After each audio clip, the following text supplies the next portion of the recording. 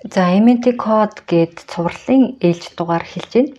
За энэ дугаар дээр болохоор дис 2-ыг ярина.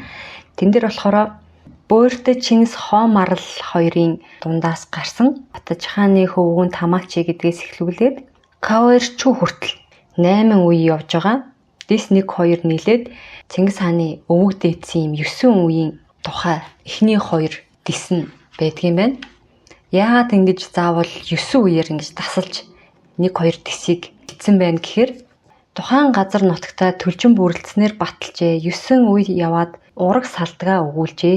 9 үе дотроо өөр хоорондоо үл суух хаваас ясан узуур гэмтэх осол буй. Үүнийг цус ойртох гэж нэрийднэ. За өмнөх дугаарууд дээр ярьсан байгаа. Монголын нууц тавчаан дээр бичигдсэн нэрнүүд нь бүгд тухайн хүний дуурсагдах нэрээр нь бичсэн буюу монголчууд ихээс төрөхөөр хүүхдэд ээж аав нэр өгдөг. Тэгээд 7-оос 13 насны хооронд дахиад тухайн хүүхдийн онцлогт тааруулж бас нэр өгдөг юм байлаа. Тэгэнгүүт тэрнээс хойш хүн өөрөө яг яаж амьдрсан тэр нэрээрээ нас барсан ч гэсэн үр хойч нь ингээд тэр хүнийг нэрийг дуулангууд яаж амьдрсныг мэдэх боломжтой тийм нэрийг өгдөг байсан юм байна. Тэ өмнөх дугаарууд дээр бол жишээ болгоод ярьсан байгаа. Тэгэхээр одоо энэ 8 хүнийг шууд нэрээр нь бид нэр ямар хүмүүс байж вэ гэдгийг энэ дугаар дээр оолж нээх юм байна. Тэгвэл эхний дугаар дээр ясан түлхүүр үгээ ашиглаад гэсэн үг. Хүнийг нэрээр нь ямар хүн бэ гэдгийг илэрхийлэх энэ ухаан нь өөрийн гэсэн бэлэгдлийн тамгатай юм байна. Ер нь бидний өвөг дээдсийн суу ухаанууд бүгд өөрийн гэсэн бэлэгдлийн тамгатай байд юм биш үү. Тэгэхээр энэ ухааны тамга нь болохоор өвөлтгүн суу ухаан гэж байгаа. Наран хэрээс тамгатай буюу дуурах дүрсэн дээр 2 юм зураас хэрэгсэлсэн юм 2 зураас одоо X юм уу эсвэл нэмэх тэмдэгц шиг гэсэн үг.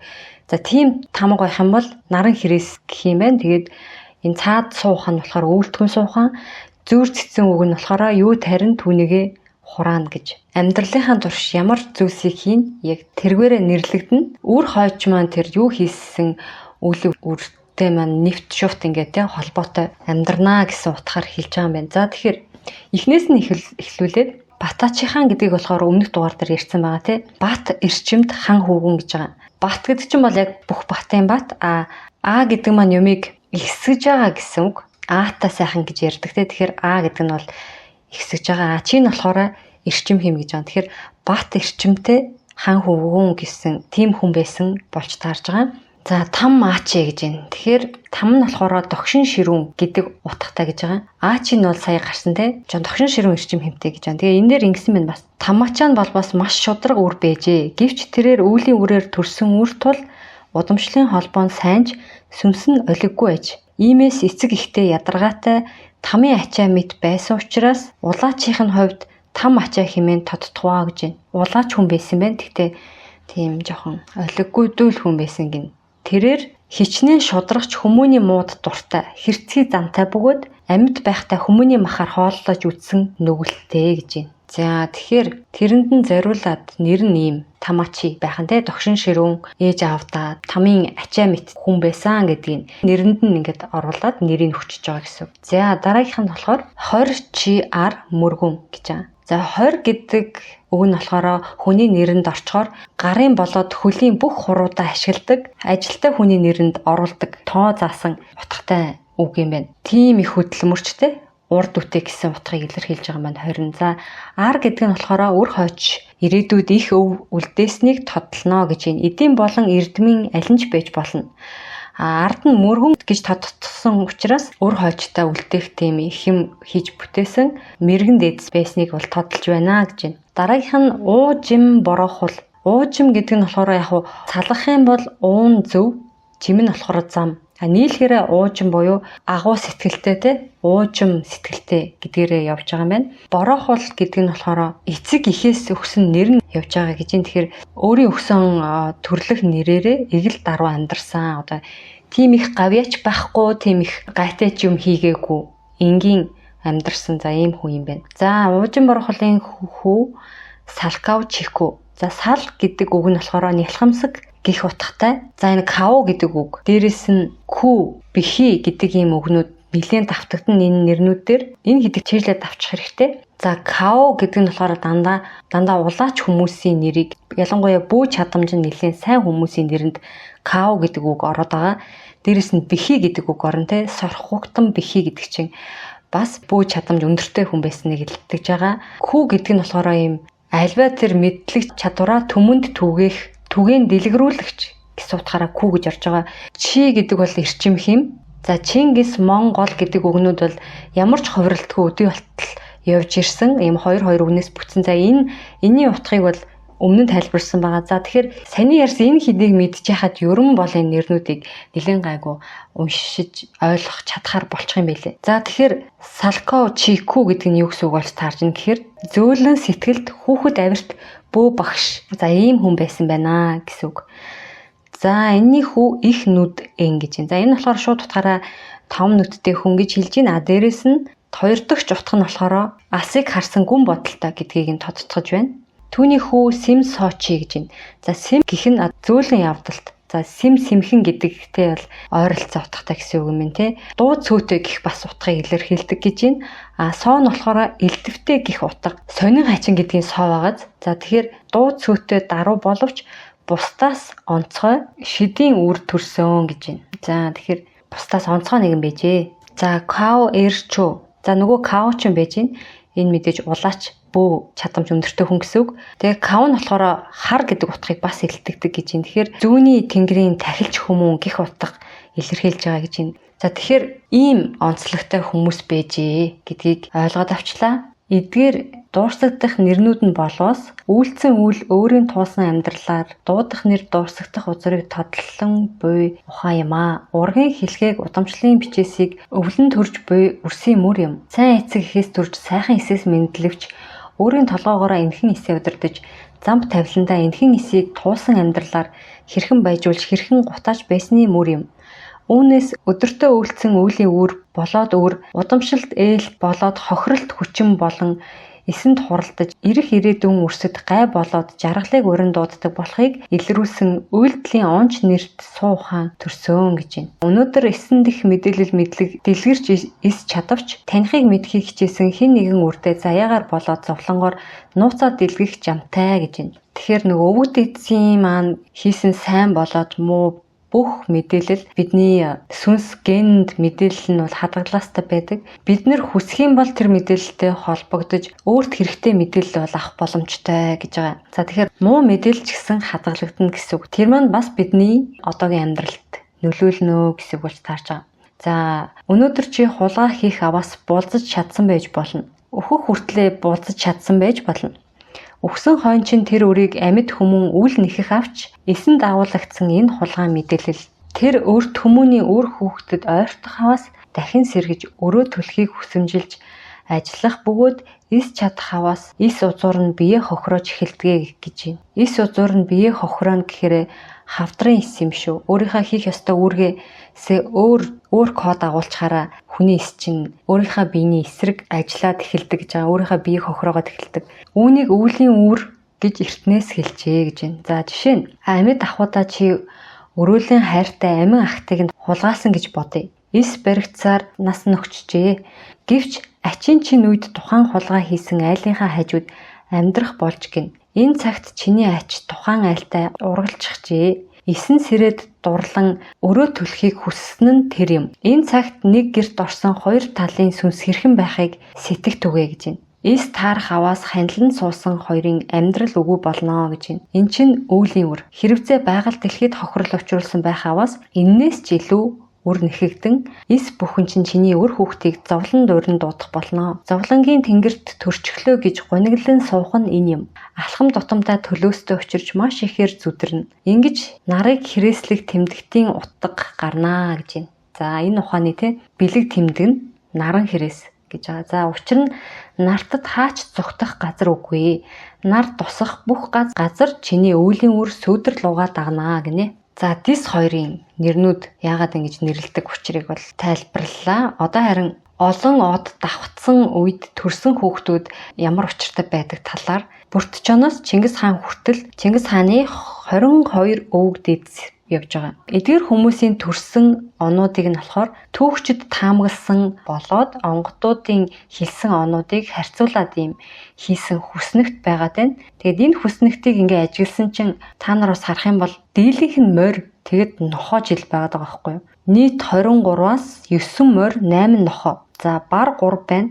Тэгээд өвхөр туулаалуу нэг ганц байх шиг байна. 23 үнэс зөвхөн Чингис хаан л таарсан байна. Төгчдийн онтой. Бусад хүмүүсийн төрсөн он бол бүгд ингээд зөрчсөн байна. Яагаад ингээд зөрөөд ин гэхээр ийм бас учир байгаа юм байна. Эрт дээр үед бол шинэ жил буюу Монголын цагаан сар нь намар болдог байсан юм байна. Тэр нь сүүн цагаан сар гэж нэрлэгддэг. 9 сарын 22-нд болдог гинэ. Бүр яг ингэ тогтсон өдөртөө байсан юм байна. Одоо ч бид нар цагаан сарыг ингээд хойнлыг харж агаад хийдэг дээ. Тухайн үед болохоор тодорхой 9 сарын 22-ыг сүүн цагаан сар гээд тэрнээс өмнө хойно гэхээр ингээд жил солигддог байсан болж таарж байгаа. Одоо жишээ нь одоо ч юм болохоор луу жил байгаа шүү дээ тий. Тэгээд луу жил нь явж агаад 24 оны 9 сарын 22 хүртэл луу жил 23-наас эхлээд яах нь могоо жил болоо явчих нь тий. Одоогийнхаас ийм ялгаатай байсан учраас түүхчдийн таамаглаж байгаа энэ жил ус нь ингээд жоохон зөрөөд байна гэсэн байна. За тэгээ оддын давхцлын тухай энэ их сонирхолтой. Хоёр ордны зааг дээр төрх нь хоёр ордны ивэлд байна гэсэн үг ээ гэж байна. Энд цагаан сарын үеийн үрс бас орно. Өөрөөр хэлбэл он солигдох үе юм. Ингүүл зурхаад үл баригдаж заяа төргөн үл олбөө болбол их сайн байдаг. Зурлагыг нууж тэгж төрүүлж болдгоо гэж байна. Хоёр одны ивэлтэй давхар хямртай гэж явдаг. Мөн хоёр ордондоо эвэгдээд хоёр ааштай болчихдог. Ингиж төрүүлбэл бөө чадамж өндөртэй. Үүнийг 8-таар төрүүлнэ гэж хэлдэгэ гэж байна. За 4-төр төрүүлнэ гэдэг нь аль нэг ордонд нь цэвэр унгаахыг хэлнэ гэж байна. 8 шарга 4 хүлэгтэй аж. Хоёр орд бол 8 хүлэг болчихдог юм аа. Тэгэхээр 8 шарганд төрнө гэдэг нь аз хямар юм. За тэгэхээр ордонд цэвэр гэдэг маань тэдээс тэдний хооронд гэдэг нэг сарын хугацаа байгаа шүү дээ. Яг тэрний голд нь төрх юм бол цэвэр тэр ордныхоо шин чанарыг агуулна гэж ерөө одоо ч гэсэн хүмүүс үздэг те. Тэгээд яг зааг дээр нь төрсэн зарим хүмүүс байдаг шүү дээ те. 20-оос 20, 21, 22 хавцад төрсэн хүмүүс чинь аль ч ордонд нь орчмоорч юм шиг те тийм сонирм. Бүр яг 22-нд төрсэн хүмүүс ч байна. Тэгээ аль нь руу норхоо мэдгүй. За тэр хүмүүс бол тэр хоёр ордныхоо 50-50% гэх юм аль альнийхээ шин чанарыг нэлээд агуулсан гэж ярьдаг. За тэрийг хэлээд ах шиг байна. Тэгэхээр энэ бол аз хямар гэж байна. Ингэж завсар төрсөн нь бол азтай тохиол болж таарж байна. Гэхдээ зөвхөн сайн талыг аваад зогсохгүй нөгөө хоёр гаргийнхаа муу талуудын ч авч төрөх тохиолдол бас байдгаа гэж байна. За жишээ нь модон хохимоо өдөр хоёр ордны завсар дээрх саргуу өдөр төрвөл модон хохимоо өдөр энэ нь бүх зүйлийн унтах өдөр шүү дээ гэж байна. Мөн тэг сартаа битүүний өдөр нь хоёр ордны зааг байвал энд хүүхэд төрүүлэхийг яаж хийж байгаад цэрлж хэрэгтэй байдаг гинэ. Одоо битүүний өдөр шүү дээ. Одоо сар гардгуу. За энэ үед бол төрөхгүй байхыг хичээх хэрэгтэй юм байна. Яг тэр өдрийн өмнөх өдөр нь бариагаар төрүүлж болдог. Эсвэл орчин үед ямар арга байгаа нэ нэлээд хөгцсөн байгаах. Тэгэхээр тэр өдөр төрөхгүй байхыг хичээх хэрэгтэй юм байна те. Төр говьлах хүмүүн төрлөختнийг буруу зүйл рүү хөтлөн аваачихсад төрдөг юмаа гинэ ийм саргуу өдөр. Гэхдээ ийм давхцал маш цөөхөн тохиолддог гинэ. Яг л суут хүмүүн цөөхөн төрдөгтэй адилхан маш цөөхөн муу давхцал байдаг юм аа. Сайнтай муутайгаа тэнцдэг гэж байна. Суут хүмүүс нь болохоор 3 ордны давхцлаар төрнө гинэ. Гариг иргэсүүд игнэх үе гэх мэт онцгой тохиолдлоор төрдөг гэж байна. За тэгэхээр бид нар ингээд зарим үед өнгөрсөн жил мэлч бас нэлээд давхцаад байсан үү те. Ингээд давхцаад байдаг үеүүдэд төрсөн хүмүүс бол олон отны ивэлд орж одон айгаас эрчим авна гэсэн үг гэж байна. Хайхамшигтай жилүүд гэх юм бол 2012 он түүнээс урд өмнөх 2 морин жилд бас их хайхамшигтай гаригсын давхцлууд болж байсан гинэ. Дандаа эр гаригсууд давхцаж байсан гэж байна. Тэр ч юу лээ 90 он штэ те морин жил чинь 2002 он байгаа.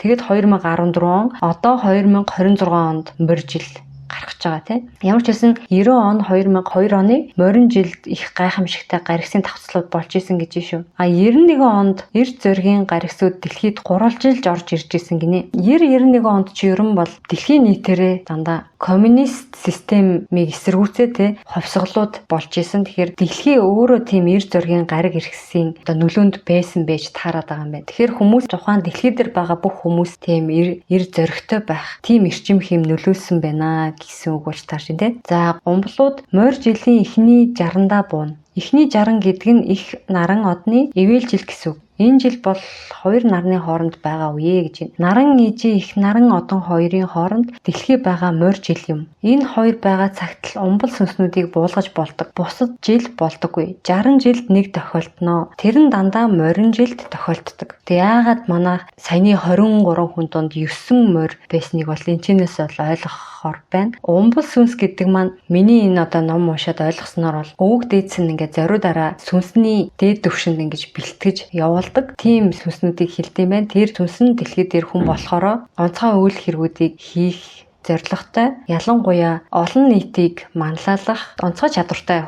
хүмүүсийн сүнсийг умбал сүнс гэдэг юм билээ. За тэгэхээр морин жилд бол ингэж төрдөг байх нь байна. За дараагийн умблууд бол хав харанхуй хар нөхөн наран хоорондын тэгш зурвсын үе гинэ. Дайчин зоригтон ирэлхэгүүд нохоо жилд төрдгөө гэж байна. Үхэр бар жил болбоос хөхтэй мэрэгэн од хоо марлууд ихийн умаа од 3 зэрэгцээд дэлхийн наран ижигээд 5-ын зэрэгцлэр мөргөн хүмүүс төрнө гэж байна.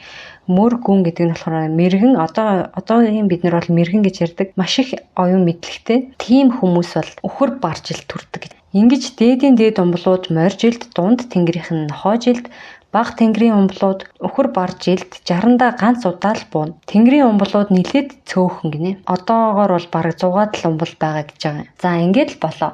60 жилдээ яг энэ 3 жилүүд л дараалан байдаг. Энэ нь яг цуваа эргэлтээрээ тэгш хэмтээ дагаж явдаг учраас ингэж заяагаад байдаг юм. 60-ны эхний морин жил, нохоо жил, үхэр бар жилд л энэ үйл явц болно. Гэвч бүгд онцгой байх боломжгүй. Тэр одонд төрүүлэе гэж хичээсэн ч эгэл нэгэн өдөр төрүүл эгэл нэгнийхээ л тоог нэмнэ. Онцгой заяагаараа л онцгой эцэг ихтэй очноо. Тэр одны ай гэдгээ тооцож бодоод энэ хүмүүн бусдад яаж ямар хэмтэйгээр нөлөөлөх чадамжтай гэдгийг тооцож үзхийг зурхаан ухаан гээд байгаа юм аа. Олон одны айд байх тусмаа олон хүмүүнтэй хэм нэгтэй байж олон хүмүүсийг тэр хэмээрээ удирдах чадамжтай байгаад учир байна. Иймээс олон одны давхцал гайхамшигтай гэд байна. Хүмүүн гэдэг амьтан хэдийн олон амьтантай хэмэн нэгдлэр харилцах чадамжтай байна. Түүгээрээ л хувь заяа шийдэгддэг. Эгэл гэдэг нь нэг юм уу хоёр одны л нийцтэй байхад эхнэр болоод гэр бүлтэйгээ л нийцтэй байхтай адил. Дэлхийн олонтой нийцтэй байх албагүй шүү дээ. Гэтэл хаан хатан заяа гэд байгаа чинь бүх одны айд зогцох, ямар ч хүмүүнтэй зогцох ийм эрчим биетэй байхыг хэлдэгэ гэж байна. Эзэн дээд Чингис хааны төрсөн жил нь хар морин жил. Жаяа ен жүй 3 одны давхцал тохиосон урт өвөлтэй жил болно гэж байна. За энэ эртний алтан язгуур хэлээрээ л хэлчихэж. Тэгээ ямар 3 одыг нэрлэж байгаа юм бол та. Энэ онгодуудтай ярилцаж байгаа хүн болохоор Аянгат удган байгаа. Тэгээд Аянгат удган энэ дээр ингэж бичсэн байна. Аянгат бибээр энэ талаар орчин цагийн ном хэвлэлээс шалгаж үзэхэд Чингис хааны төрсөн онд буюу 1162 онд Бархас байд ангараг дэлхий 3-ын тохиол давхцал болсон жил байсан гэж байна. Мөн их од болоод хүү одын давхцал болоход нь хүүхдийг олох ёстой гэж байна. Тэгэхээр төрөх өдөр нь чухлаас гадна тэр хүүхдээ олох өдөр нь бас их чухал байдаг гинэ. Тэр олох өдөр нь их од болоод хүү одын давхцал байх ёстой байдаг гэж байна. Ингэжээж дээдийн дээд тэнгэрүүдийн умбал хүн болж төрөх тэр сүнс нь эцэг ихтэй бууж ирэх нөхцөл нь бүрлддэг гэсэн үг юм байна. За тэр их од хүү одын давхцал болохоор саяхан 2014 оны морь жилд тохиосон гинэ. Аянгат удган бол тэр од гариг ирэх судалдаг хүн биш. Тэгээд өөрийнхөө ойлгосноор тайлбарласан байна. Тэр их од гэдэг нь болохоор одоогийн бидний ярьдаг хүмүүн 5 од гинэ. За гадаадаар юу гэж нэрлэдгийг мэдэхгүй байна. За ямар ч байсан тэр хүмүүн 5 од нь нэг тийм W хэлбэртэй ихэвчлэн байдаг юм байна л да. Тэр нь ингээ эргээд эм үсэг шиг хэлбэрт ороод тэр эм үсгнийх нь доор нэг тийм од байх юм. Уг нь тэрийг ингээд зааж өгсөн гин. Гэтэ яг ямар нэртэй од гэдгийг мэдэхгүй. За ямар ч гэсэн 2014 онд ийм байрлалд 2 од орсон гинэ. Энэ үед олдсон хүүхдүүд бол яах нь умбал хүүхдүүд байх магадлалтай. Гэтэ маш цөөхөн төрдөг гэж байна. Бөөгийн 60-даа энэ оддын айн давхцлын үед бас тодорхой цаг хугацаанд дээдийн дээд сүнснүүдийн хүмүүнжүүлсэн умбал онцгой сүнснүүдийг дэлхийд буулгах тул түүнд тэмүүлж үртэй болох гэж тэмцээн уралдаан шиг л инээдтэй үйл болдгийг мэдэж авч баахан шоолсон билээ гинэ. Тэгэхээр онгод тэнгэрүүд тэр дээгүүрээ өөрийнхөө үр удамд одоо энэ давхцлыг ашиглаад онцгой хүүхдүүдийг төрүүлэх гэж маш их тийм биднийхаар бол тэмцээн уралдаан шиг буу юм болдгийг нь бол олж мэдсэн юм байна л та. Харин орчин цагийн номонд бол Санчир ангараг хоёрын тохиол болов гэж бичсэн байхыг бас уншлаа гэж байна. Юутаач аргаарч бас 3 од давхцаж мөн 2 од давхцах онцгой тохиолууд байдаг нь үнэн аж. Хаан дээдэс төрсөн жил бол эдгээр оддын давхцал болжээ гэж байна. Ямар ч хэлбэр төрстэй хаанаач байдаг юм би мэдэмгүй бас сонирхсончгүй. Одон орныхын юм уу зурхаач нарал мэдэх байлгүй дээ. Гэвч иймэрхүү хачин жигтэй адал явдал болсон бөгөөд энэ жил тэр умбал хүүхдүүдээс болж би болон буурлууд нэлээд их ажил хийсэн юмдаг. Ямар тач тэдний авчирсан умбал сүнстэй хүүхдүүдийн тухай маш сайн ойлголттой болсон. Учир нь дэлхийд тэднийг буухаас өмнө буурлууд заримдаа ажил ихтэй үедээ умбал хүүхдүүдээрээ надад хичээл заалгадаг байсан юм. Надад 3 сартай хүүхэд хүрдний тухай болон чатах хэрхэн хийхийг, 1 настай охин эрүүл мэндийн хичээл, 9 настай нэгмөө онгироо хүүхэд менежментийн хичээл заан хэрхэн график байгуулах тухай зааж байсан юмдаг. Үнэхээр хайхалтай эдгээр хүүхдүүдийн инээдтэй үйл явдлаас болоод би арай л хахаад хүчгээгүй. Учиг нь үзээгүй юм үзэж, мэл хайхаж, цэл хөхрөн гэж болсон юм. Мөн тэрхүү монголчуудын график төлөвлөлтөнд ёстой бүхэл юм багтдаг нь хайхмаар юм билээ. Бидний одооны графикийг учир дутагдaltaй хэмээн шүүмжилж байсан юм. Тэдний надад заасан хичээл эрүүл мэндийн судалтлаа 2 нь бий. Тэр онгироо 9 нас хар бэхтээцийн умбал бөгөөд алтан судраас надад удирдлагын онол болон хорвоо ертөнцийн хамаг юмыг ажлыг тооцож багтаасан монголчуудын зохиосон графикийг зааж байсан юм аа. Тэр 9 наст умбал би бол сүмсэрэж судлаараач чамаас дээгүр гэж өнгөрснийг нь яана. Тэрээр 1600-аад онд төрөөд өнгөрсөн учраас надаас төрүүлж төрсөн гих утгаараа чухам сүмсэн ах юм баха. Тэгснэ эрдэм мэдлэг инээ тэрэ тэнгэрийн судлаараа надаас өндөр гिचгчээ бас. Би тэгтэл юун тэнгэрийн судалтай мантай. Түүнийг нь сайн мэдэхгүй мангар хүмүүн байдаг. Гэвч тэрээр бас умбал болон төрсөн бөгөөд түүний хүмүүн болж төрсөн бүх үйл явцын амьд гэрчин би өөрөө болж харж мэдэж байгаа билээ. Төгс төгөлдөр мэдлэгтэй тэдгээр олон умбал сүнснүүд энэ морин жилд дэлхийд олон хүүхд толботнууд буусан. Дунд тэнгэрийн умблууд нохоо жил, бага тэнгэрийн умблууд өхөр бар жилд буух юм ярьсан. Ер нь нийтдээ бүгд 100 гаруйхан умбал сүнснүүд байгаа тухай ярьж байсан юм. Тэгэхээр миний ойлгосноор Чингис хааныг төрснийг зөв тэнд гэж бичин онцгойснороо тэрээр тэнгэрийн умбал сүнс байсан тодорхой. Тэгээд ч хаан дээдсийн дээд эцгүүдийн төрсөн онуудыг ажаад байхад ихэвчлэн морь нохоо өхөр барж ил төрснийг ботхоор эд нарын зохион байгуулалттай ажиллал гэж би боддгоо гэсэн байна. Яг энэ морь нохоо жилүүдийн төрүүлээд байгаа нь онгод дээдсүүдийн оролцоотой тэдний зохион байгуулалттай ажиллаа гэж бол үзэхээс өөр аргагүй байгаа тухайга аянга дуудхан хэлсэн байна. За умбал гэх үгийн тухай та бүхэн түүхийн хуудаснаас олонтой олж болно. Зарим номонд умбал гэж бичсэн байдаг. Түүхэнд Батхаанд цаазлуулсан умбал хүү бүрий гэж дурддагдан бичигдсэн хүүгийн адил умбал тэр энэ гэдэл нэртэйгээр түүхийн номнуудад олонтой бичигдсэн байдаг. Энэ умбал хүүхдүүд ирээдүйн ихийг бүтээгчид улаач нар болох ёстой. Гэхдээ тэдний тэнгэрийн боловсролыг эцэг ихэн зөв чиглүүлэхгүй аваас төрөлхийн чадамжид энэ сүнснүүдийн үйл мөхтгөө гэж байна. Ер нь одны ай бол бөөгийн хувьд маш чухал бөгөөд буурлууд гол өвлүүдээ энэ айн давхцлуудыг ашиглан хийх нь олонтой гэж байна. Жишээ нь 2012 оны 12 сарын 21-нд дэлхийд 21 од давхцсан айгаараа жагсан шинэ эрнийг эхлүүлсэн билээ гэж байна. За ийм итгэхэд бэрх тийм зүйлийг энд бичсэн байна. Тэгээд итгэх үгүй нь мэдээж та бүхний өөрсдийн танд сонголт. За өнөөдрийн дугаарыг бол ингээд өндөрлөе. Дараагийн дугаарт болохоор дис 3 болоод 4 дээрх холбоотой сонирхолтой мэдээллийг бас та бүхэнд хүргэнэ. За тэгэхээр дараагийн дугаар хүртэл түр баяртай.